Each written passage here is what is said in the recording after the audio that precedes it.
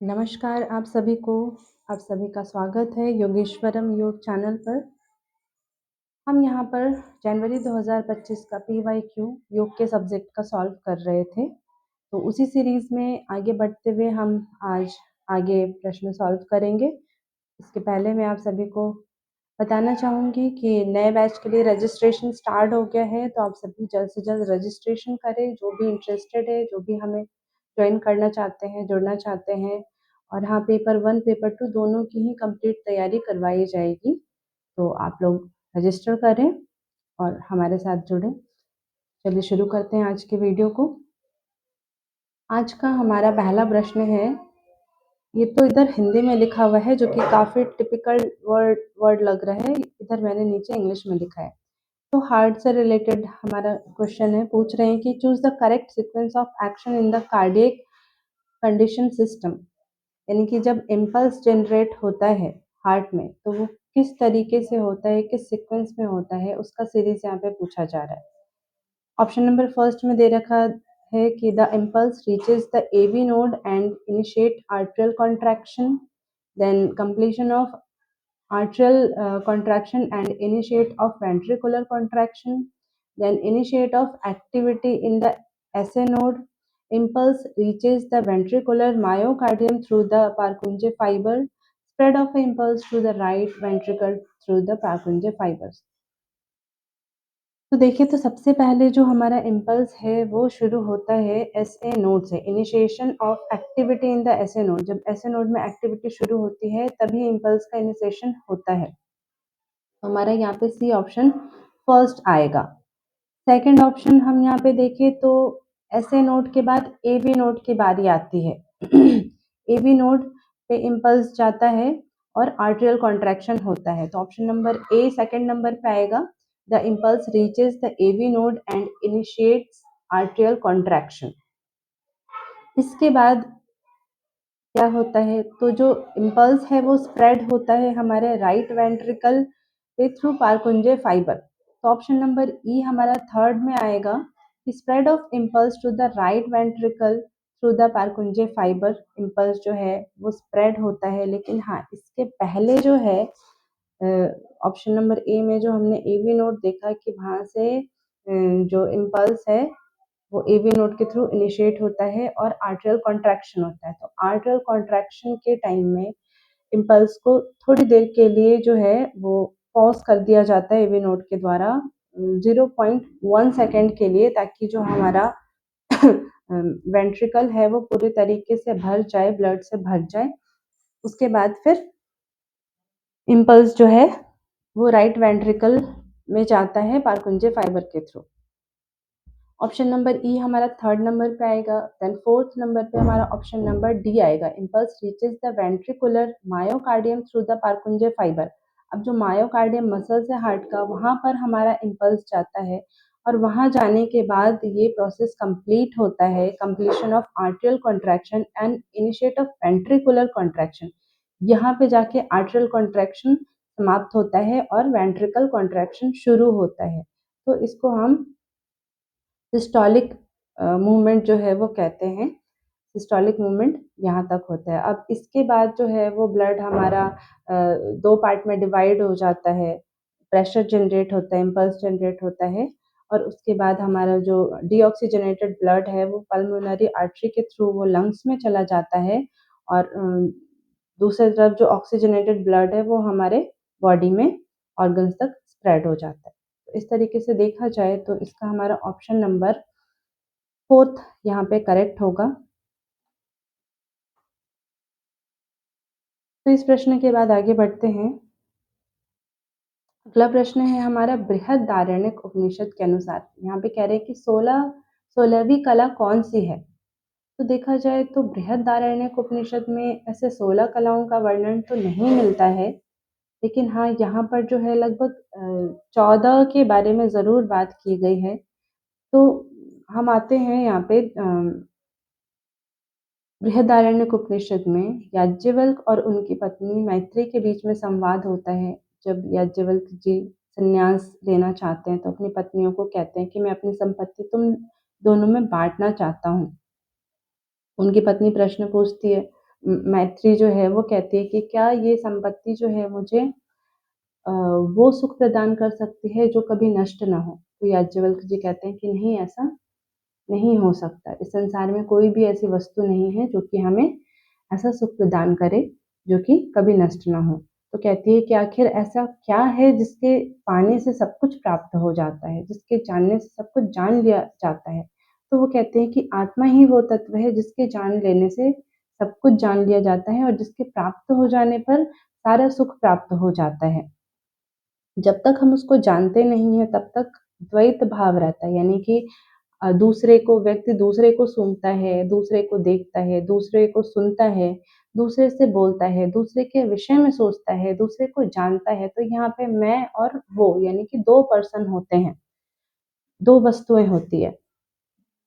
लेकिन जब आत्मा के तत्व को जान लिया जाता है तो सब आत्मा ही है। जो उसका स्वरूप है वो मेरा स्वरूप है। आत्मा एक ही तत्व है।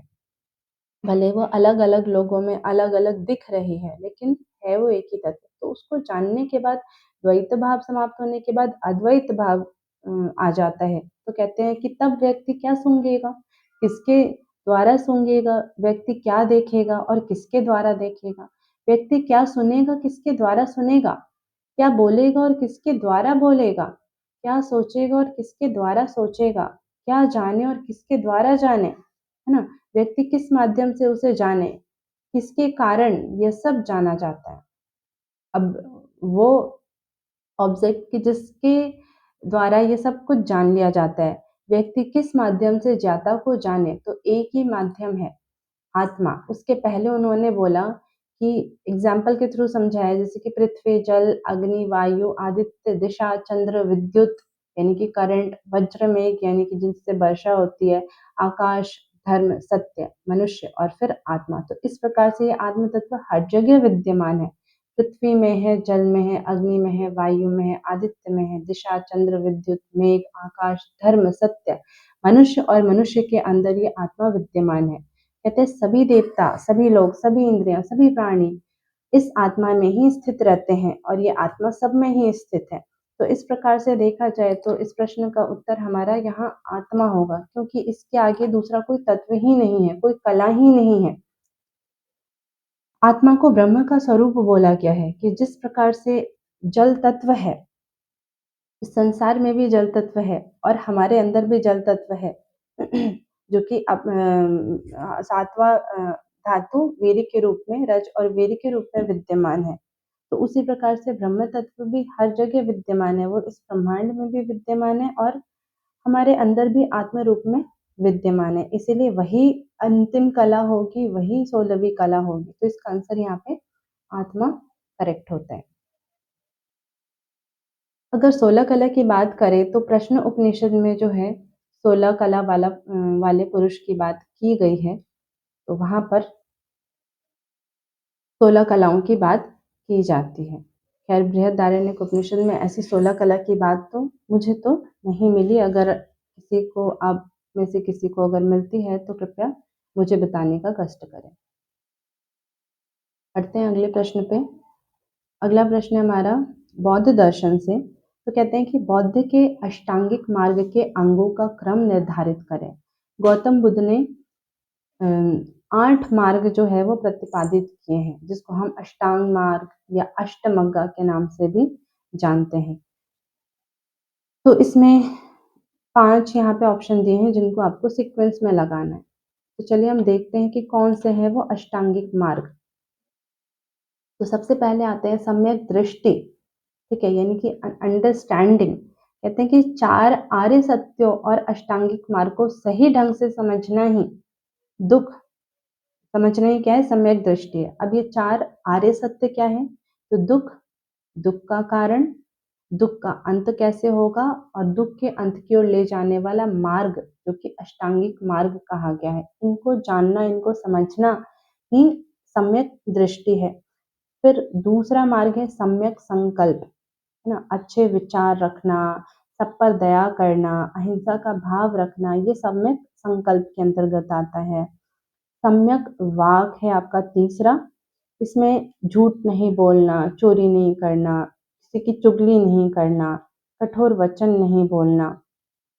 ठीक है। व्यर्थ की बातों से बचना, ये सम्यक वाक, यानी कि सिंपली अपने वाणी पर कंट्रोल रखना है हमें। सम्यक कर्म हमारा चौथा अंग है, यानी कि चोरी नहीं करना, किसी की हत्या यानी हिंसा नहीं करना, व्यभिचार नहीं करना, बुरे आचरण बुरे कर्म नहीं करना। तो ये सम्यक कर्म है जिससे किसी को कष्ट ना पहुंचे। पांचवा है सम्यक आजीविका, यानी हमारा जीवन कैसा हो, तो इथिकल और राइट कंडक्ट वाला हो, ऐसा काम करना जो नैतिक हो, जो दूसरों को नुकसान ना पहुंचाए, ऐसी हमारी आजीविका होनी चाहिए। छठा है सम्यक व्यायाम, इसमें कहते हैं बुरे विचार बुरे कर्मों को त्याग करना और अच्छे विचार और अच्छे कर्मों को करने का प्रयास करना, यानी जो हमारा एफर्ट है वो कैसा हो, राइट एफर्ट हो, उसको सम्यक व्यायाम कहा गया है। सातवां है सम्यक स्मृति, यानी कि अपने शरीर मन भावनाओं के प्रति कैसा रहना, हमें अवेयर रहना है कि हमारे शरीर में क्या हो रहा है, हमारे मन में क्या चल रहा है, हमारी भावनाएं किस प्रकार से चेंज हो रही है। तो इसको इसके प्रति अवेयर रहना और उस पर कंट्रोल करना सम्यक स्मृति है। और आठवां है सम्यक समाधि, मन को ध्यान की तरफ ले जाना है, मन को एकाग्र करना है। तो ये 8 मार्ग गौतम बुद्ध ने बताए हैं जिसके द्वारा व्यक्ति अपने दुखों से पार पा सकता है, और सिर्फ दुखों से पार नहीं बल्कि निर्वाण को, कैवल्य को, मोक्ष को प्राप्त कर सकता है। तो यहाँ पर हम देखते हैं कि हमारा ऑप्शन नंबर कौन सा करेक्ट होगा। तो सबसे पहले हम आते हैं तो सम्यक संकल्प बोला है, इसके अनुसार यहाँ पे सम्यक संकल्प आएगा, है ना। सेकंड नंबर पे सम्यक दृष्टि के बाद सम्यक दृष्टि नहीं दिया है, सम्यक संकल्प दिया है, तो सम्यक संकल्प आएगा हमारा पहले नंबर पे। तो ई किसमें फर्स्ट है, तो सेकंड ऑप्शन में हमारा ई पहले नंबर पे आता है। देन सम्यक वाक यानी कि डी, देन सम्यक कर्म होना चाहिए यानी कि सी, देन सम्यक व्यायाम होना चाहिए और फिर एंड में सम्यक स्मृति होनी चाहिए। तो ऑप्शन नंबर 2 करेक्ट होगा। आगे बढ़ते हैं। अगला प्रश्न है हमारा ध्यान बिंदु उपनिषद के अनुसार। ध्यान बिंदु उपनिषद में कहते हैं कि रेचक के समय किसका ध्यान करना चाहिए। तो अगर ध्यान बिंदु उपनिषद हम देखें तो यहाँ पर देवताओं के बारे में वर्णन किया गया है कि प्राणायाम के देवता, प्राणायाम करते वक्त पूरक कुंभक रेचक के समय किस देवता का ध्यान करना है या उनके देवता कौन है।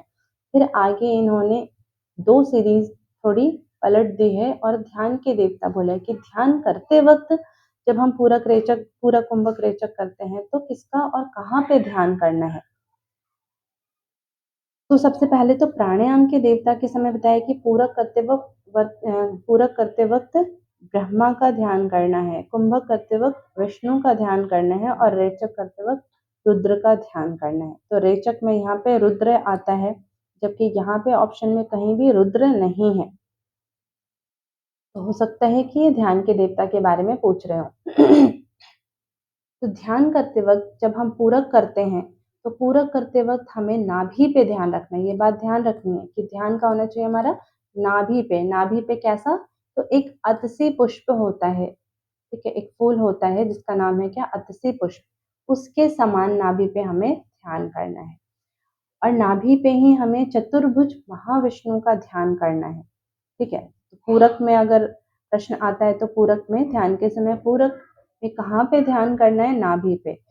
और किस देवता का ध्यान करना है, तो महाविष्णु का। किस प्रकार से, तो चतुर्भुज युक्त महाविष्णु का, यानी कि 4 भुजाएं हैं उनकी, ऐसा ध्यान करना है। फिर कुंभक के समय कहते हैं कि हृदय में ध्यान करना है। कैसा, तो कमल आसन पर विराजमान, जो कि कमल हृदय जो है वो हमारा कमल क्षेत्र कहा जाता है, अनाहत चक्र जो है हमारे हृदय स्थल में स्थित है। तो यहाँ पे कहते हैं कि लालिमा में गौर वर्ण वाले, यानी कि गोरा रंग होना चाहिए लेकिन एक जो रेडिश टाइप का होता है लालिमा में होता है, वैसे गौर वर्ण वाले चतुर्मुख पितामह ब्रह्मा का ध्यान करना है।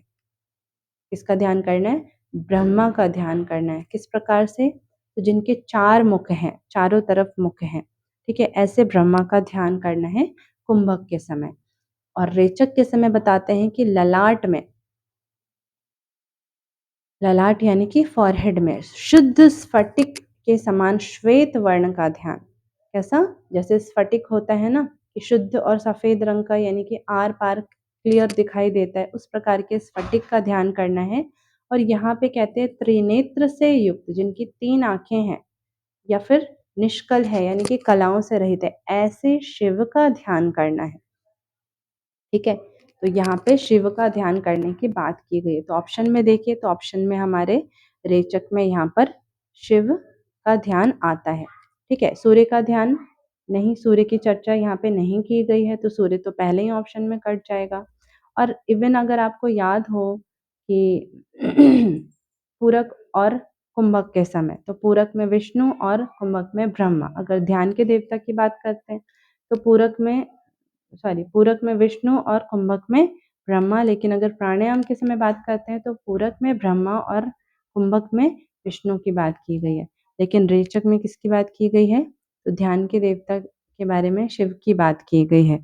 और अगर प्राणायाम के देवता की बात करते हैं तो रेचक के समय रुद्र की बात की गई है। तो ये बात ध्यान रखना है आप लोगों को। आगे बढ़ते हैं।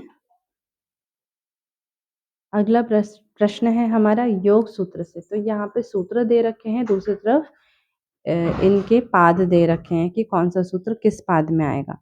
तो सबसे पहला सूत्र है मृदु मध्य अधिमात्रत्वात् ततोपि विशेषः। यहाँ पे किसकी बात की गई है? साधक के प्रकार की बात की गई है। मृदु साधक, मध्य साधक और अधिमात्र साधक। तो देखा जाए तो मृदु मध्य अधिमात्र साधक की बात जो है वो पहले पाद में की गई है, जो कि समाधि पाद है हमारा। और अगर पूछा जाए कि समाधि पाद के किस सूत्र में बात की गई है, तो 22वां सूत्र है हमारा मृदु मध्य अधिमात्र का। तो इसका ऑप्शन नंबर हमारा थर्ड करेक्ट होगा। देन बी में कहते हैं ते ह्लाद परिताप फला पुण्य अपुण्य हेतुत्वात्, यानी कि वे जो जन्म आयु भोग हैं वो किसके कारण है? वो सुख दुख देने वाले हैं, लेकिन उनका कारण क्या है? पुण्य और अपुण्य कर्म है, पुण्य कर्म और पाप कर्म है। तो इसकी बात जो है, जन्म आयु भोग की बात जो है हमारे साधन पाद में की गई है। दूसरे पाद के 14वें सूत्र में इसकी बात की गई है। तीसरे ऑप्शन पे आते हैं तो तद वैराग्यादपि दोष बीज क्षय कैवल्यम।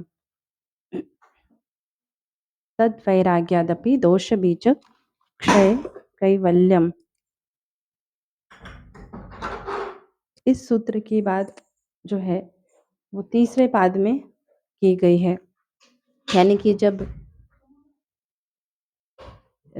सिद्धियों की प्राप्ति होती है, तो सिद्धियों की प्राप्ति में भी जब हमें वैराग्य हो जाता है तो हमारे दोषों के बीच का नाश हो जाता है, और तब हम कैवल्य को प्राप्त करने के योग्य हो जाते हैं। तो ये बात जो है तीसरे पाद में कही गई है, विभूति पाद में कही गई है। और विभूति पाद के 50वें सूत्र में 58 सूत्र में ये बात कही गई है।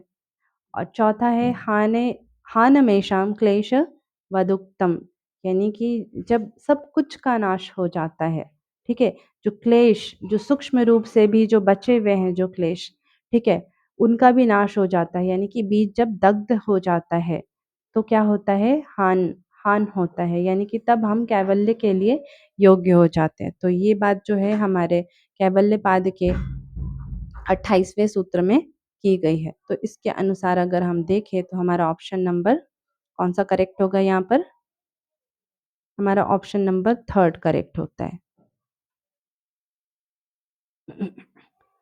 ठीक है, तो बढ़ते हैं अगले प्रश्न की तरफ। अगला प्रश्न है हमारा वशिष्ठ संहिता से। वशिष्ठ संहिता में कह रहे हैं कि वर्णित श्लोकों के अनुसार नियमों के क्रम का निर्धारण करें। तो सबसे पहले तो ये बात जाननी है कि वशिष्ठ संहिता जो ग्रंथ है वो हमारा हठ योग का ग्रंथ है। और हठ योग का ग्रंथ है, इसमें अष्टांग योग की बात की गई है। यानी कि यम, नियम, आसन, प्राणायाम, प्रत्याहार, धारणा, ध्यान और समाधि की बात की गई है। अब इसमें जो यम और नियम है वो 10 बताए गए हैं। 10 यम है, 10 नियम है और इवन की आसन भी इसमें 10 ही बताए गए हैं। एक बात और ध्यान रखने की है कि वशिष्ठ संहिता में जो है अ, यम, नियम, आसन और प्राणायाम, इन 4 को जो है वो बहिरंग योग की कैटेगरी में रखा गया है और जबकि प्रत्याहार, धारणा, ध्यान और समाधि, इन चारों को अंतरंग की कैटेगरी में रखा गया है। अगर हम योग सूत्र से कंपेयर करें तो योग सूत्र में यम, नियम, आसन, प्राणायाम, प्रत्याहार, प्रत्याहार तक जो है वो आपका बहिरंग योग की कैटेगरी में है और अंतरंग योग जो है वो धारणा, ध्यान और समाधि को रखा गया है। तो ये बात ध्यान देने की है जो कि अगली बार आपके हो सकता है मे बी क्वेश्चन में पूछा जा सके। तो यहाँ पर सबसे पहले हम वशिष्ठ संहिता के यम और नियम को देख लेते हैं। तो यम से रिलेटेड ये आपका श्लोक है यहाँ पर। अहिंसा सत्यमस्तेयं ब्रह्मचर्यं धृतिः क्षमा दयार्जवं मिताहारः शौचं चैव यमादश। यम के बारे में क्या कहते हैं? अहिंसा, सत्य, अस्तेय, ब्रह्मचर्य, धृति, क्षमा, दया, आर्जव, मिताहार और शौच, इनको यम की कैटेगरी में रखा गया है। ये 10 यम है। तो एक बात ध्यान देना है कि यहाँ पर शौच जो है वो आपका यम की कैटेगरी में रखा गया है, जबकि योग सूत्र में शौच नियम के अंतर्गत आता है। दूसरी बात, यम में मुख्य कौन-सा है? यमों में प्रमुख कौन-सा है? ये प्रश्न आता है। तो हठ योग के अनुसार जो है वो मिताहार यमों में श्रेष्ठ कहा गया है। मिताहार का पालन ही सबसे उत्तम यम कहा गया है। तो अगर यम से रिलेटेड प्रश्न आएगा तो इस प्रकार से प्रश्न आ सकते हैं, या तो इनका सीरीज़ आ सकता है या यमों में श्रेष्ठ क्या है, ठीक है?